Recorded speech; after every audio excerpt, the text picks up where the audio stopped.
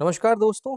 Reuters नामक एक British news agency ने एक रिपोर्ट प्रकाशित किया है जिसमें ये कहा गया है कि भारत सरकार इस बात पर विचार कर रही है कि जो भी स्मार्टफोन निर्माता कंपनियां हैं उनसे वो अपने सोर्स कोड को शेयर करने के लिए कहे। साथ ही साथ भारत सरकार इस बात पर भी विचार कर रही है कि ये बड़ी-बड़ी जो स्मार्टफोन निर्माता कंपनियां हैं जब भी वो अपने फ़ोन में किसी बड़े सॉफ्टवेयर अपडेट को करे, तो वो भारत सरकार को पहले सूचित करे और तब जाके इस अपडेट को अपने फ़ोन में लेके आए। अब जैसे ही ये न्यूज़ पब्लिक डोमेन में आता है, तो भारत सरकार ने ये स्पष्टीकरण दिया कि सोर्स कोड मांगने को लेकर अभी तक कोई भी अंतिम निर्णय भारत सरकार ने नहीं लिया है। अब देखिए, ये जो न्यूज़ है, ये कई सारे मुद्दों से जुड़ा हुआ है। ये न्यूज़ डिजिटल प्राइवेसी से जुड़ा हुआ है, ये न्यूज़ साइबर सुरक्षा से जुड़ा हुआ है, तकनीकी संप्रभुता से जुड़ा हुआ है। साथ ही साथ ये जो न्यूज़ है, ये आपके यूपीएससी के सिलेबस से भी डायरेक्टली कनेक्टेड। जैसे जीएस पेपर 3 में आपको साइबर सुरक्षा से ही जुड़ा हुआ दिखता है, साइंस एंड टेक्नोलॉजी से जुड़ा हुआ दिखता है, डेटा संरक्षण है, आंतरिक सुरक्षा है। इन सारे टॉपिक से ये जो न्यूज़ है आपसे कनेक्टेड है। और जीएस पेपर 2 में आप देखेंगे जो शासन है और नागरिक अधिकार है, इन दोनों टॉपिक से भी ये न्यूज़ जुड़ता है। तो आज के सेशन में दोस्तों हम समझेंगे कि सोर्स कोड क्या है, आखिरकार क्यों कंपनियां जो हैं अपने सोर्स कोड को सीक्रेट रखती हैं, भारत सरकार ने आखिरकार सोर्स कोड की मांग का जो विचार है वो क्यों ये जो डिसीजन है वो क्यों लिया है। तो आई एम योर दोस्त Rahul Sharma and I welcome you all to Rahul Sharma education. सबसे पहले दोस्तों हम समझते हैं कि सोर्स कोड होता क्या है। सोर्स कोड को आप कंप्यूटर के या किसी भी डिजिटल डिवाइस के ब्रेन की तरह समझ सकते हैं। कोई भी मोबाइल फ़ोन हो, कोई सॉफ्टवेयर हो या कोई ऑपरेटिंग सिस्टम हो, उसके जो मूल कंप्यूटर निर्देश होते हैं, उसी को हम सोर्स कोड कहते हैं। और इन्हीं सोर्स कोड के माध्यम से ये तय होता है कि कोई मोबाइल फ़ोन किस तरीके से काम करेगा, कोई ऑपरेटिंग सिस्टम किस तरीके से काम करेगा। ठीक है? अब आखिरकार कंपनियाँ अपने सोर्स कोड को सीक्रेट इतना क्यों रखती हैं? तो इसके पीछे 2 कारण हैं। सबसे पहले आपको साइबर सुरक्षा से संबंधित कारण देखने को मिलेंगे और दूसरा आपको वाणिज्यिक कारण देखने को मिलेंगे। एक-एक करके दोनों को समझते हैं। देखिए, अगर किसी कंपनी ने अपने सोर्स कोड को सार्वजनिक कर दिया, पब्लिक कर दिया, तो जो हैकर्स हैं, वो उस कंपनी के सिस्टम की आंतरिक संरचना को देख पाएँगे और फिर उस कंपनी के सिस्टम में क्या-क्या कमज़ोरियाँ हैं, इसको भी ढूँढ लेंगे। और जब वो ऐसा कर पाएँगे, तो ज़ाहिर-सी बात है, इससे डेटा चोरी का खतरा बढ़ जाएगा और फिर इससे साइबर अटैक भी बढ़ जाएगा। साथ ही साथ इससे राष्ट्रीय सुरक्षा के लिए भी खतरा बढ़ सकता है। अब जैसे हमारे देश में ही आप देखें, कई बार ऐसे साइबर अटैक हमें अपने देश में देखने को मिले, जिसने राष्ट्रीय सुरक्षा के लिए एक नई चुनौती खड़ी कर दी।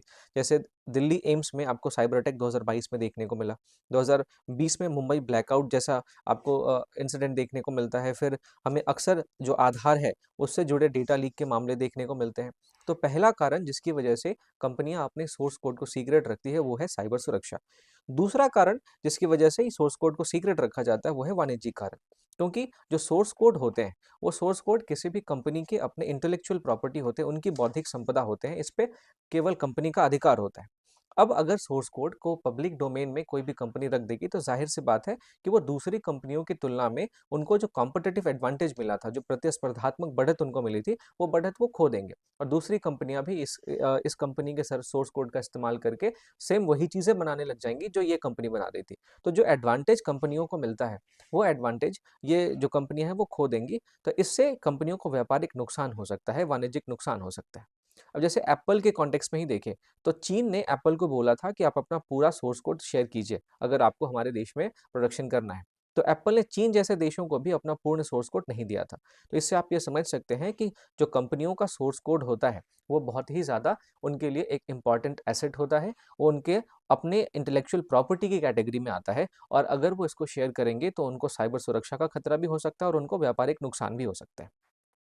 अब दोस्तों आपके मन में सवाल आना चाहिए कि जब ये जो सोर्स कोड होते हैं किसी भी कंपनी के लिए शेयर करना इतना कठिन होता है, इतना जो है वो इम्पोर्टेंट होता है, तो फिर आखिरकार सरकार इस सोर्स कोड को शेयर करने की मांग क्यों कर रही है? सोर्स कोड की जांच आखिरकार सरकार क्यों चाह रही है? तो सरकार ने इसके पीछे तर्क ये दिया है कि हमारे देश में राष्ट्रीय साइबर सुरक्षा के मद्देनजर हम ये सुनिश्चित करना चाहते हैं कि इन सारे स्मार्टफोन निर्माताओं के फ़ोन में कोई जासूसी सॉफ्टवेयर ना हो, कोई विदेशी निगरानी के लिए बैकडोर एक्सेस ना हो, जिससे कि हमारे उपभोक्ता के डेटा सुरक्षा को खतरा हो और हमारे देश में डिजिटल संप्रभुता को खतरा हो। अगर सोर्स कोड की जांच सरकार कर लेगी, तो सरकार हमारे देश के अंदर डिजिटल संप्रभुता को मजबूत कर पाएगी, हमारे देश के उपभोक्ता की डेटा की सुरक्षा कर पाएगी और हमारे देश में जो भी फ़ोन में जासूसी सॉफ्टवेयर पाए जाते हैं, उन जासूसी सॉफ्टवेयर की पहचान कर पाएगी। ये सरकार का तर्क है। अब ज़ाहिर-सी बात है, इस तर्क पे जो है वो हमारे देश के बहुत सारे लोग भी सहमत नहीं हैं, ये कंपनियाँ भी सहमत नहीं हैं और इसकी वजह से काफ़ी विवाद भी हुआ है। क्योंकि अगर आप इस माँग को देखें, तो ये माँग बहुत ही असामान्य है, बहुत ही अनयूजुअल है, ऐसी माँग सामान्यतः हमें देखने को नहीं मिलती। क्योंकि सामान्यतः किसी भी देश में कंपनियों से जो सोर्स कोड माँगना है, ये बहुत अनयूजुअल है, किसी भी देश में कंपनियों से पूरा सोर्स कोड नहीं माँगा जाता। हाँ, रक्षा के क्षेत्र में जब कोई कंपनी कोई देश किसी कंपनी के साथ कोई भी ट्रेडिंग करता है, तो उसमें रक्षा के क्षेत्र में हमें ये सीमित उदाहरण देखने को मिलते हैं कि देश जो है उस कंपनी से सोर्स कोड माँग लेता है, ताकि अगर इसमें कोई भी कमी आए, इसमें कोई दिक्कतें आएँ तो सरकार अपने स्तर पर मैनेज कर सके। लेकिन सामान्य तौर पे किसी भी कंपनी से पूरा का पूरा सोर्स कोड माँगना ये बहुत ही अनयूजुअल है। इसके अलावा अभी थोड़े टाइम पहले संचार साथी ऐप से रिलेटेड विवाद आपने ज़रूर सुना होगा। इसमें सरकार का जो स्पेशल डिपार्टमेंट है, डिपार्टमेंट ऑफ टेक्नोलॉजी, उसने ये कहा था कि जितने स्मार्टफ़ोन्स हमारे देश में बनेंगे, उसमें संचार साथी ऐप का प्री इंस्टॉलेशन होना चाहिए। यानी कि जैसे फ़ोन बनेंगे तो फ़ोन में पहले से ही संचार साथी ऐप उसमें इंस्टॉल होगा।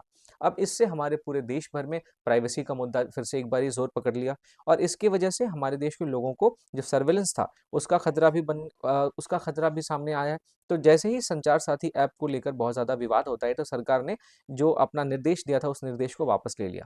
अब चूँकि थोड़े टाइम पहले सरकार ने अपने निर्देश को वापस लिया था, क्योंकि सरकार पे इस बात का शक जा रहा था कि वो हमारे देश के नागरिकों के ऊपर निगरानी करना चाहती है और अभी थोड़े टाइम बाद सरकार जब इन सारी कंपनियों से सोर्स कोड माँग रही है, तो एक बार फिर से जो सरकार है वो संदेह की नज़र से देखी जा रही है। तो एक ये भी कारण है कि संचार साथी जो ऐप का विवाद अभी थोड़े टाइम पहले हुआ था, उसने इस न्यूज़ को और भी ज़्यादा तूल दे दी है इसको इसको और भी ज़्यादा बढ़ा-चढ़ा कर पेश किया है।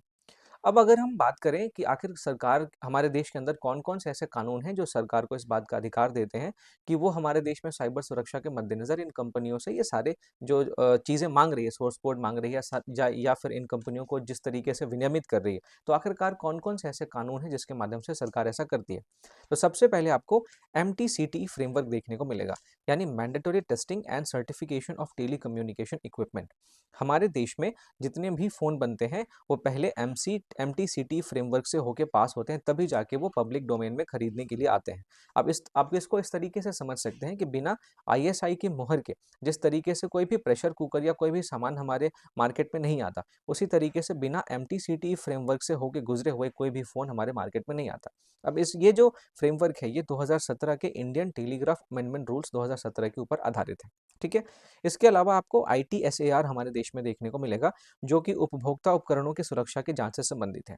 आईटीएसएआर की बात करें तो इसे हम Indian telecom security assurance requirements के नाम से जानते हैं। हालिया कुछ बदलाव भी किए गए हैं इस कानूनी ढांचे में, जिसमें टेलीकम्युनिकेशंस एक्ट 2023 के बाद जो पहले स्मार्टफ़ोन की ज़िम्मेदारी अ आप देखेंगे मीटी के पास थी, स्मार्टफ़ोन की ज़िम्मेदारी जो है वो मीटी को सौंपी गई है और पहले जो स्मार्टफ़ोन की ज़िम्मेदारी थी वो ब्यूरो ऑफ इंडियन स्टैंडर्ड्स यानी बीआईएस के पास थी। तो ये कुछ परिवर्तन किए गए और इन्हीं सारे कानूनों के माध्यम से सरकार जो है वो साइबर सुरक्षा के लिए किसी भी कंपनी से संबंधित जो डेटा है उसको रेगुलेट करने का काम करती है। अब ये जब न्यूज़ रॉयटर्स की ब्रिटिश न्यूज़ एजेंसी ने पब्लिक डोमेन में लाया, तो फिर कई सारे लोगों की प्रतिक्रियाएँ सामने आती है और साथ ही साथ हम देखते हैं हमारे देश में जो सिविल सोसाइटी है, उनका भी कंसर्न सामने आता है। आप देखेंगे कि इंटरनेट फ्रीडम फाउंडेशन आईएफएफ इसने एक पक्ष रखते हुए ये कहा कि सरकार ने जो हालिया सोर्स कोड के संबंध में जो कदम उठाए हैं, उस कदम को किस तरीके से उस निष्कर्ष तक पहुंचा गया है, इसके बारे में पारदर्शिता का अभाव है। यानी कि सोर्स कोड मांगने से संबंधित सरकार की जो भी बैठकें हुई हैं, उन बैठकों में पारदर्शिता का अभाव है, ऐसा ये आईएफएफ का कहना है। साथ ही साथ आईएफएफ का ये कहना है कि एक तरफ सरकार कह रही है कि उन्होंने अभी तक कोई भी अंतिम निर्णय नहीं लिया है इस संबंध में कि सोर्स कोड माँगा जाएगा या नहीं माँगा जाएगा। और दूसरी तरफ जो सरकार की सार्वजनिक वेबसाइट है, वहाँ पे आईटीएसएआर दस्तावेज़ जो हैं, वो अभी भी मौजूद है, जो ये कह रहे हैं कि सोर्स कोड के बारे में हम इन्फॉर्मेशन लेंगे।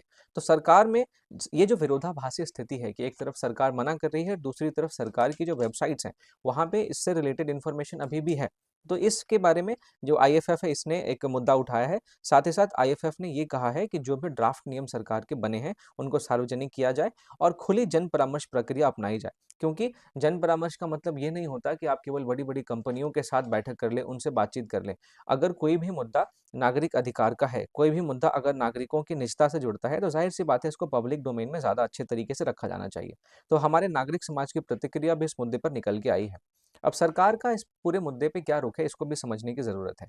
जैसे ministry of electronics and information technology का ये कहना है कि सरकार ने अभी तक सोर्स कोड से संबंधित कोई भी अंतिम नियम तय नहीं किए हैं। सरकार एक ओपन माइंड से विचार कर रही है और जो भी चर्चाएँ अभी हमारे देश में चल रही है कि सरकार जो है वो सोर्स कोड को माँगना चाह रही है, ये सारी चर्चाएँ अतिरंजित है, इसमें कोई भी सच्चाई नहीं है, ऐसा सरकार का कहना है। तो दोस्तों इस पूरी चर्चा के आधार पे हम इस निष्कर्ष तक पहुंचते हैं कि स्मार्टफोन का सोर्स कोड मांगने का जो विचार है वो जाहिर सी बात है कि राष्ट्रीय सुरक्षा से जरूर जुड़ा हुआ है, डिजिटल संप्रभुता से जरूर जुड़ा हुआ है, जिसके तहत सरकार ये चाहती है कि हमारे देश के नागरिकों का डेटा हमारे देश में ही रहे, इसका बाहर जो है जाना वो संभव ना हो, हमारे देश में जो भी डिजिटल इंफ्रास्ट्रक्चर है उस पर हमारे देश का ही कंट्रोल हो। तो डिजिटल संप्रभुता और राष्ट्रीय सुरक्षा से ये जो हालिया मुद्दा है वो जरूर जुड़ा हुआ, लेकिन इसके साथ साथ साइबर जोखिम का भी खतरा है, जो व्यापारिक गोपनीयता का खतरा इन कंपनियों को हो रहा है, वो भी मुद्दे इसके साथ जुड़े हैं, नागरिकों की निजता से संबंधित मुद्दे भी जुड़े हैं। तो कई सारे गंभीर प्रश्न इस वर्तमान मुद्दे से जुड़े हुए हैं। अतः हमें ज़रूरत इस बात की है कि हम एक ऐसी नीति अपनाएं जो पारदर्शी हो, संतुलित हो और सहभागी प्रक्रिया से बनाई गई हो, ताकि हमारे देश के अंदर सुरक्षा और स्वतंत्रता दोनों को हम सुरक्षित कर सके, दोनों के बीच में संतुलन बना के चला जा सके। तो इस तरीके से आज की चर्चा के आधार पे आप इस मेंस के प्रश्न का उत्तर लिख के मेरे आंसर राइटिंग वाले ग्रुप में भी पोस्ट कर सकते हैं। और दोस्तों अगर आपको इस सेशन का पीडीएफ चाहिए तो आप मेरे टेलीग्राम चैनल को जरूर ज्वाइन करें, जिसका लिंक आपको डिस्क्रिप्शन में मिल जाएगा। मिलता हूँ अगली वीडियो में, तब तक के लिए थैंक यू फॉर वॉचिंग।